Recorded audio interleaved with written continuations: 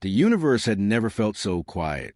For decades, humanity had expanded beyond the boundaries of Earth, colonizing distant planets, building massive orbital cities, and forming alliances across the stars. What once seemed impossible had become routine. Warp drives bent space itself, allowing ships to travel across galaxies in hours. Humanity believed it had reached the peak of its evolution. They were wrong. It started with silence. Outposts on the edge of the Andromeda corridor stopped responding. Entire colonies vanished overnight. No distress calls, no debris, no signs of struggle. Just gone. At first, officials blamed technical failures or unknown cosmic phenomena. But when military fleets sent to investigate also disappeared without a trace, fear began to spread. Then came the signal. A single transmission echoed across every human frequency. It wasn't in any known language, yet somehow everyone understood it. It wasn't spoken, it was felt. You have been observed. You have been measured. You will be erased. Panic erupted across human space. On Earth, now a heavily fortified command world, the United Earth Defense Council assembled in emergency session. Giant holographic displays showed the last known positions of lost fleets, forming a terrifying pattern, a slow, deliberate advance toward the heart of human civilization. Admiral Elias Kane stood at the center of the war room, his face hardened by years of battle. He had seen conflict between human factions, pirate wars, even rogue AI uprisings. But this was different. We are not dealing with an enemy that negotiates, Kane said, his voice cutting to the tension. This is extermination. Scientists worked around the clock analyzing fragments of intercepted signals. What they discovered sent chills through even the most rational minds. The enemy, now designated as a Void Collective, did not use traditional ships. Instead, they appeared to manipulate space itself, bending reality in ways humanity barely understood. Meanwhile, the first visual confirmation arrived. A deep space probe near the outer rim transmitted its final recording before going dark. The footage showed a massive distortion in space, like a tear in the fabric of reality. From within emerged shapes, impossible structures that defied geometry, shifting and reforming constantly. They were not machines. They were not organic. They were something else entirely. And they were coming. Humanity responded the only way it knew how, by preparing for war. Shipyards across Mars, Titan, and Proxima Centauri worked nonstop, producing the largest fleet ever assembled. Experimental weapons were rushed into production. Antimatter cannons, gravitational disruptors, and quantum torpedoes designed to destabilize space-time itself. Soldiers were recruited from every colony. Some volunteered out of duty, others out of fear. All of them knew one thing. This war would decide the fate of humanity. On the edge of known space, the first offensive line was established. The Aegis Barrier, a massive formation of battleships, defense platforms, and energy shield designed to stop the unknown threat. Admiral Kane stood aboard the flagship, Eclipse Dominion, staring into the darkness beyond. For a moment, everything was still. Then the stars began to disappear. Not dim, not explode. Disappear, one by one, like something was consuming them. Contact. A voice whispered over the comms. Kane clenched his fists. Battle stations, he ordered. The final war for humanity had begun. The darkness did not advance. It unmade. From the observation deck of Eclipse Dominion, Admiral Elias Kane watched as the stars ahead seemed to blink out of existence. Not fading, not shifting, but erased as though they had never been there at all. The Aegis Barrier, humanity's greatest offensive line, stretched across millions of kilometers, a wall of steel and firepower meant to halt anything that dared approach. It stood no chance. Energy readings spiking across all sectors. Lieutenant Aria Voss called out, her voice trembling despite her training. We're detecting distortions. Multiple. No, thousands. The tactical display exploded into chaos. Points of red appeared everywhere, not moving like ships, but emerging, as if reality itself was tearing open to let them through. Whole formation. Kane ordered. All ships, prepare to engage. For a brief moment, humanity struck first. A storm of fire erupted from the Aegis Barrier. Thousands of ships unleashed coordinated volleys. Antimatter beams slicing through space, plasma cannons blazing like miniature suns, quantum torpedoes warping the battlefield with bursts of unstable energy. The void lit up with humanity's fury. And then the attacks vanished. Not deflected, not absorbed, vanished. Impossible, whispered one of the officers. The alien presence began to take shape, not in a way human minds could easily understand, but enough to terrify. Massive structures unfolded from the distortions, each one shifting like a living paradox. Edges bent where they shouldn't. Surfaces flickered between existence and non-existence. They had no clear form, no symmetry, only a sense of overwhelming wrongness. Then they responded. A silent pulse rippled outward.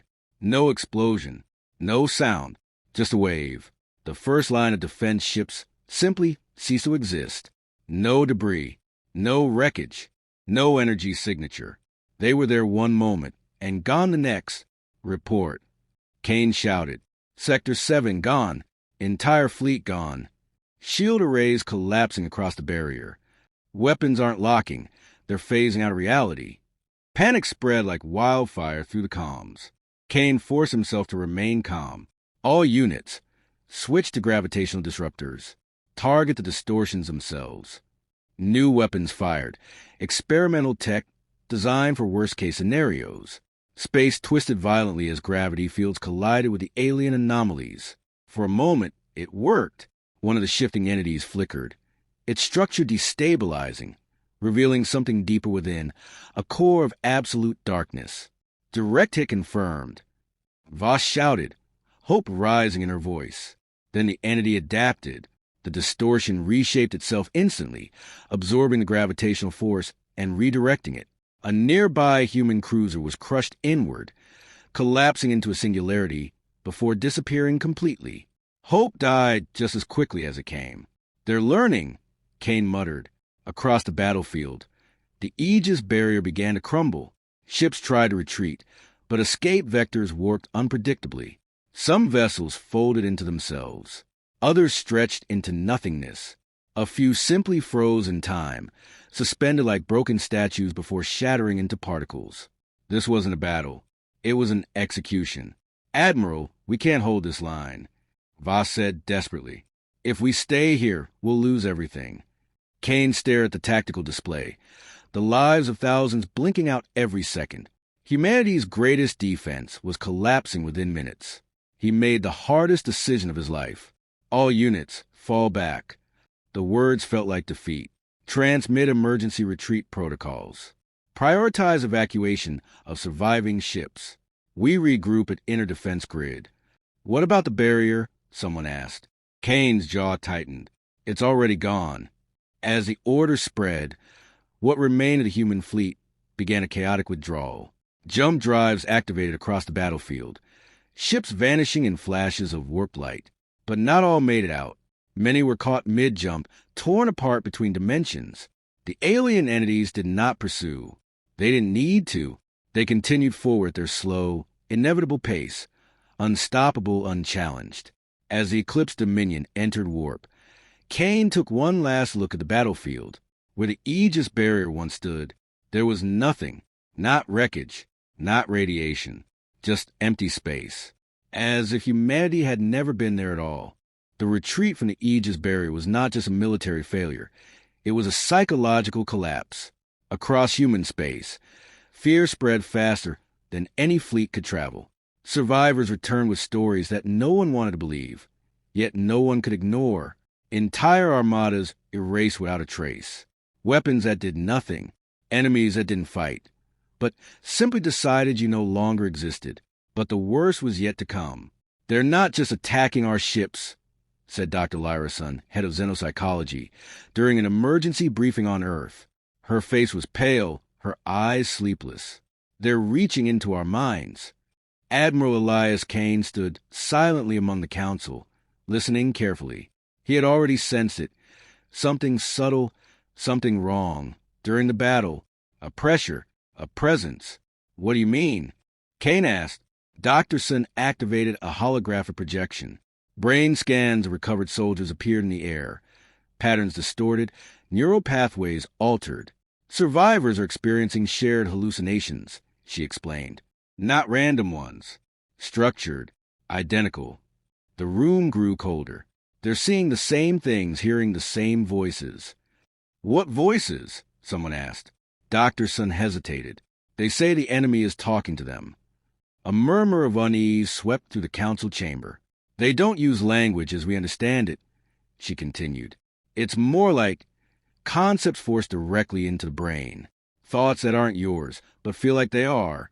Kane's mind flashed back to the moment before the battle began. That overwhelming sensation. The message that wasn't spoken but understood. You have been measured. They're studying us, Kane said quietly. Yes, Dr. Sun replied. And worse, they're adapting to us faster than we can respond. Reports flooded in from across the colonies. Civilians waking up screaming from identical nightmares. Pilots refusing to enter warp space, claiming something was waiting for them. Entire crews abandoning ships after hearing whispers in the silence between stars. Then came the first recorded incident of possession. A deep space mining station near Europa went offline. When a rescue team arrived, they found the crew alive, but wrong. They were standing still, the report said. All of them, just staring at the stars. When approached, one of the miners turned slowly and spoke. But it wasn't his voice. You cannot hide inside yourselves. Then, one by one, the entire crew collapsed, lifeless. The footage was classified immediately, but the damage was done. They're using us, Dr. Sun said. Our thoughts, our fears, even our biology.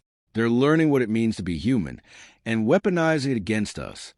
Kane felt something cold settle deep inside him. So this isn't just a physical war, he said. No, she replied. It's a war for perception, for identity itself. To fight back, humanity launched a desperate initiative. Project Mind Shield. Neural implants were developed to block external cognitive interference. Soldiers were trained in mental discipline, taught to recognize intrusive thoughts and resist them. AI-assisted cognition systems were deployed to monitor brain activity in real time. It helped, but not enough. They're evolving around it, one scientist reported. Every time we strengthen our defenses, they find a new way in. Meanwhile, Kane began experiencing something he couldn't explain. At first, it was subtle, brief flashes of images during sleep. Not dreams, but fragments. Strange geometries. Endless voids. A sense of being watched. Then one night, he heard it clearly. A voice. Not through comms. Not through speakers. Inside his mind. You resist. Kane shot awake, heart pounding. The room was empty. Silent. But the feeling remained. He wasn't alone. The next day, he didn't report it. Not to the council. Not to Dr. Sun. Because deep down, he already knew the truth. If the enemy could reach into the minds of soldiers, then no one, not even him, was safe. And if that was the case, how could humanity ever win? Humanity had faced extinction before, plagues, wars, rogue machines. But never like this. This time, the enemy didn't just destroy. It erased. It understood. And worst of all, it was evolving faster than humanity could react. But desperation has always been humanity's greatest strength. Deep beneath the surface of Mars, hidden within a classified research facility known as Erebus Station, a project long deemed too dangerous was reactivated. Project Nullfire. Admiral Elias Kane stood in the dimly lit chamber, staring at the massive structure suspended before him. It didn't look like a weapon. It looked like a wound in reality, an ever-shifting sphere of darkness surrounded by containment rings pulsing with unstable energy. Dr. Lyra Sun stood beside him, her expression tense. We were never supposed to use this, she said quietly. Then why build it? Kane asked. She hesitated. Because we feared something like that might exist. Project Nullfire was humanity's final gamble, a weapon designed not to destroy matter, but to erase it from existence. It operated on principles barely understood, manipulating quantum states to sever objects from the fabric of reality itself. In other words, it fought the enemy on their own terms. Theoretically, Dr. Sun explained, Nullfire can target the same dimensional layer these entities exist in. If it works, we might actually be able to hurt them. And if it doesn't? Kane asked. She looked at him. It could tear open a permanent fracture in space-time. Ken almost smiled. So, a risk worth taking. Time was running out. The alien advance had already breached the outer colonies and was moving steadily toward the inner defense grid. Entire star systems were vanishing. Humanity was losing ground every hour. They had no choice. Within days, the weapon was mounted onto the Eclipse Dominion, now refitted as a prototype assault vessel. The ship itself had become something new. Less a battleship, more a carrier of something humanity barely controlled. As preparations continued, strange side effects began to appear. Crew members reported hearing low-frequency hums that didn't register on any instruments. Shadows seemed to move independently of light sources. Some claimed they could see shapes within the Nullfire core, shifting forms that almost resembled the enemy. It's interacting with them, Doctorson said, resonating somehow. Kane didn't like the sound of that, but there was no turning back. The target was selected, a forward cluster where multiple alien entities had been detected converging. If Nullfire worked, it would be the first real blow humanity had landed. As the Eclipse Dominion dropped out of warp, the view was already wrong. Space itself looked unstable, like a reflection in broken glass. The enemy was there, dozens of them, massive distortions pulsing with impossible energy. Targets locked. Voss reported, her voice tight. They're aware of us. Of course they were. Kane took a deep breath. All systems ready? Nullfire is charged, but unstable. Doctorson warned over the comm. Once we fire, we may not get a second chance. Kane nodded slowly. Then we don't miss. The alien entities began to shift, converging toward the Eclipse Dominion. Space warped violently around them, as if reality itself was trying to collapse inward. Admiral, Voss whispered, they're reacting differently this time. Kane felt it too. That pressure, that presence, stronger than before. You learn. The voice echoed inside his mind. Kane clenched his fists. So do we, he muttered. Fire, no fire. For a moment, nothing happened. Then the core ignited. A beam unlike anything ever seen tore through space. Not light, not energy, but absence. Wherever it passed, reality itself seemed to unravel. It struck the nearest entity. And for the first time, the enemy broke. The distortion collapsed inward, its shifting form tearing apart as if something fundamental had been severed. The surrounding space screamed, literally screamed, as the laws of physics twisted under the strain. Direct hit confirmed. Voss shouted, "It's working!" But the victory lasted only seconds. The remaining entities reacted instantly. Their forms shifted violently, adapting, resisting. One of them extended a wave of distortion that collided with the Nullfire beam. The result was catastrophic. The beam fractured, splitting into multiple unstable streams that began tearing through space uncontrollably. Containment failing. Dr. Sun yelled, "Shut it down." "I can't." Voss shouted, "It's feeding back into itself."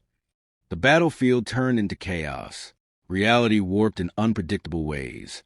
Ships flickering in and out of existence. Space folding over itself like paper. Kane realized the truth too late. They hadn't just created a weapon. They had opened a door. And something on the other side was pushing back. The battlefield didn't collapse. It unraveled. From a fractured beam of Nullfire, reality split like glass under pressure. Jagged cracks spread across space itself. Visible tears stretching into infinity, glowing with a cold, unnatural light. The laws of physics, once constant and reliable, began to fail in terrifying ways. Inside the Eclipse Dominion, alarms screamed without rhythm. Systems flickered between function and failure, and gravity pulsed in violent waves. "Containment is gone," Voss shouted, gripping her console as sparks erupted around her. "The core is destabilizing. It's feeding directly from the breach." Dr. Lyrasen's voice cut through the chaos. "Admiral, that tear is not just damage. It's a gateway. Something is trying to cross over." Kane steadied himself against the command deck railing, staring into the expanding fracture on the main display. Beyond it was not emptiness, but depth. Endless, incomprehensible depth. And something was moving inside it. "Status of the enemy?" he demanded. "They've stopped advancing." Voss replied, confusion evident in her voice. All entities are holding position, like they're waiting. Waiting for what? Someone asked. Kane already knew. For this. The breach expanded violently. From within the tear, a new presence emerged, larger, darker, and infinitely more terrifying than anything they had faced before. It wasn't just another entity. It was central, where the others distorted space. This one defined it. Its form was still impossible to fully perceive, but it radiated something unmistakable. Authority. The previous entities shifted around it, almost submissively. Dr. Sen's voice trembled. That's not one of them. It's above them. A commander, or something far worse. The presence pressed against every mind on the ship at once. Crew members dropped to their knees, clutching their heads as a crushing weight invaded their thoughts. Kane stood frozen. The voice returned, but now it was clearer, sharper, more focused. You reach beyond your boundary. Images flooded his mind. Stars being born and extinguished. Civilizations rising and vanishing like dust. Humanity reduced to something small, insignificant. You were not meant to see us. Kane forced himself to speak, even as the pressure threatened to tear his thoughts apart. We're not going extinct without a fight. For a moment, silence. Then the presence shifted. You misunderstand. The cracks in reality widened further. You already have. Suddenly, the ship jolted violently. Entire sections of the Eclipse Dominion began phasing in and out of existence. Crew members vanished mid-motion, their forms dissolving into nothing as if they had never been there. Structural integrity collapsing. Voss screamed, "We're being pulled into the breach." Kane turned to the crew.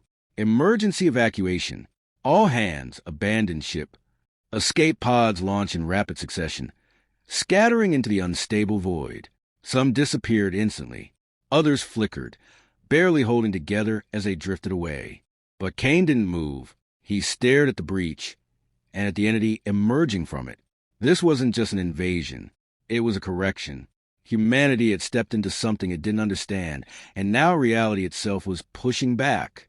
Dr. Sen appeared beside him, her face pale but determined. "We caused this," she said. "No fire didn't just damage them. It connected us to wherever they come from." Kane nodded slowly. "Then we close it." Her eyes widened. "With what?" "The core is unstable. We can't control it."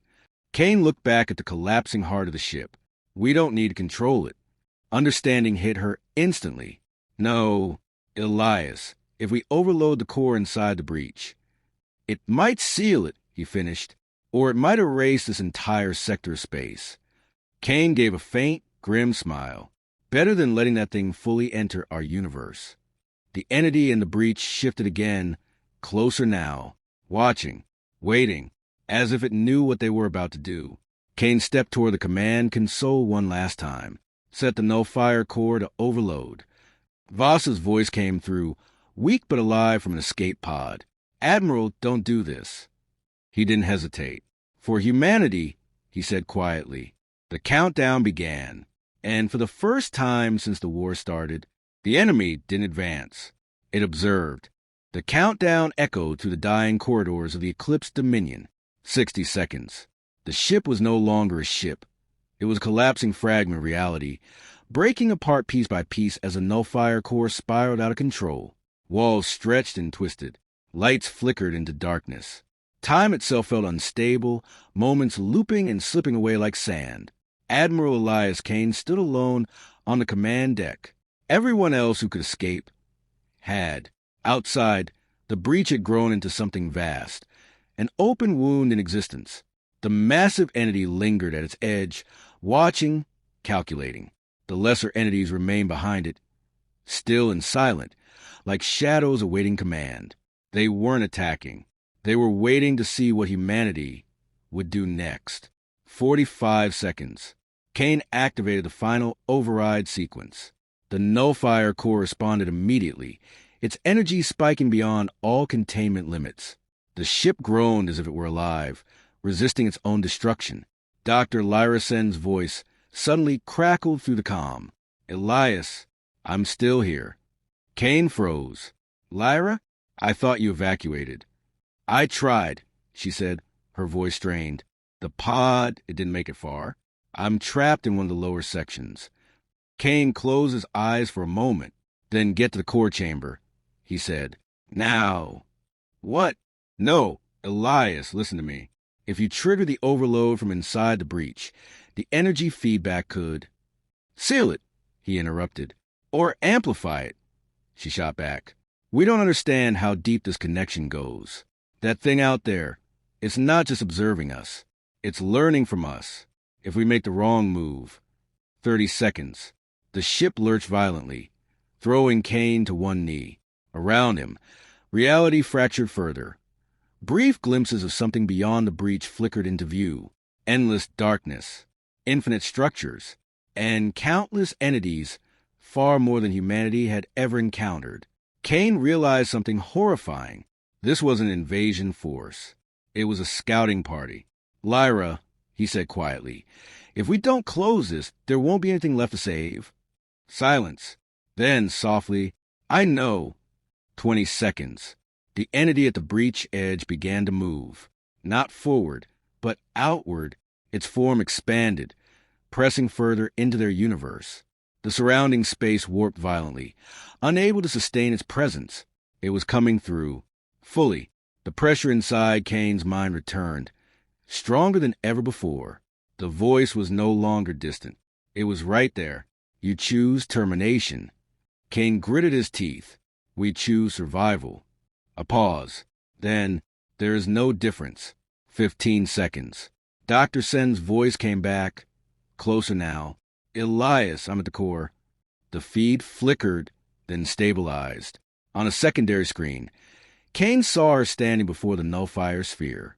It pulsed wildly, barely contained, its surface cracking with arcs of impossible energy.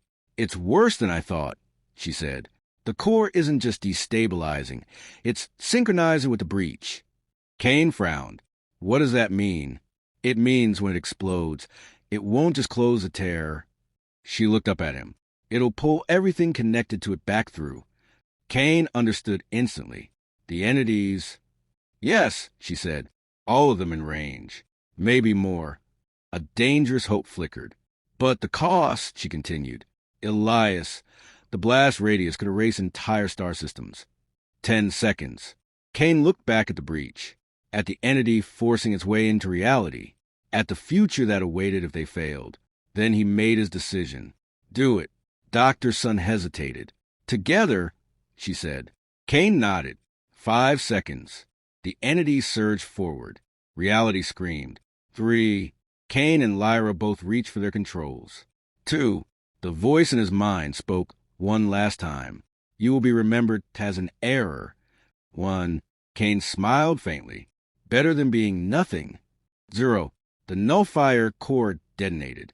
But there was no explosion. No light. Only silence. A perfect, absolute silence. Then everything collapsed inward. The breach folded in on itself, dragging the massive entity back with it. The lesser entities followed, pulled into the implosion like fragments caught in a collapsing star. Space twisted violently, then snapped shut. The tear was gone. The enemy was gone. The battlefield was empty, but so was something else. The Eclipse Dominion, and Admiral Elias Kane, and Dr. Lyra Sun. They had sealed the breach, but at a cost humanity would never forget. There was no celebration, no victory parades, no relief broadcasts, no cheers echoing across the colonies, only silence. The nullifier detonation had succeeded, but at a cost no one had fully understood until the dust settled. The breach was gone. The alien entities had vanished. The war had ended. Yet something was missing from the universe itself. Entire regions of space were blank. Not destroyed, simply absent. Star systems that had once thrived were now replaced by empty, featureless voids, as if they had never existed in the first place.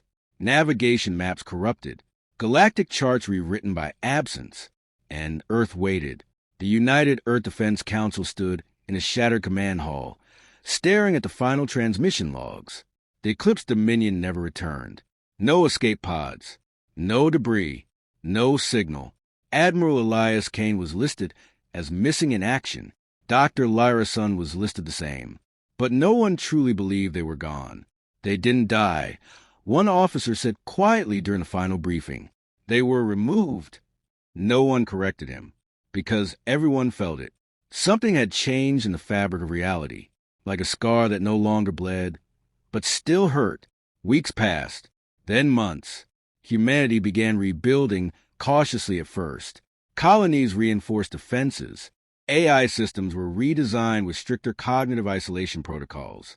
Neural shielding became mandatory in military zones. But fear never left, because every night people still dreamed, not of the enemy, but of empty space watching them back. Then, the first anomaly appeared. A deep space observatory on Titan picked up a signal. Weak, distorted, almost lost in background noise. At first, it was dismissed as residual interference from a nullifier event, until it repeated and stabilized. The signal wasn't alien. It was human, a broken transmission fragment, static, then a voice. If anyone can hear this, the room froze. The signal continued. The breach is not closed. It is contained. Barely. The voice was unmistakable. Dr. Lyra's son. Gasps echoed to the control room. They're alive, someone shouted. But the message continued, fractured and unstable. We didn't destroy them. We trapped them in the gap between layers of reality. But something worse happened. A pause. Then, they're still learning. The screen flickered violently, showing brief flashes of impossible imagery, fractured dimensions, collapsing stars, and shapes moving just beyond perception. Then Kane's voice cut through, faint but present. They adapted faster than we predicted. Silence. Then Lyra again. If you're receiving this, you must understand. The war didn't end. A long pause. A final warning. It just changed location. The signal cut out. Dead. The room remained silent. Then slowly, Admiral Counselor Hayes spoke. Where are they now? No one answered, because no one wanted to say it. Not out there, not here, but between. Humanity had survived the Galactic War, but survival was no longer victory. It was containment, and containment could fail. The universe did not feel the same anymore. Even those who never understood science, war, or space travel could sense it. Something fundamental had shifted. The stars still shone, the planets still turned, and civilization still rebuilt itself. But beneath all of it, there was tension, like reality itself was holding its breath. 3 years after the Nullifier event, humanity had entered what historians now call the silent reconstruction era. Massive fleets were gone. Entire sectors of space were marked as forbidden zones. The old expansion dreams were replaced with survival doctrine. Humanity was no longer reaching outward. It was holding inward. On Earth, the United Defense Council had been reorganized into a single unified command structure, the Continuity Directorate. Their only mission was simple: ensure nothing from beyond ever returned. But they were already too late to feel safe. Deep within a classified facility beneath the lunar surface, Dr. Lyra's son stood before a containment window. Inside, a stabilized fragment of nullifier energy pulsed like a heartbeat.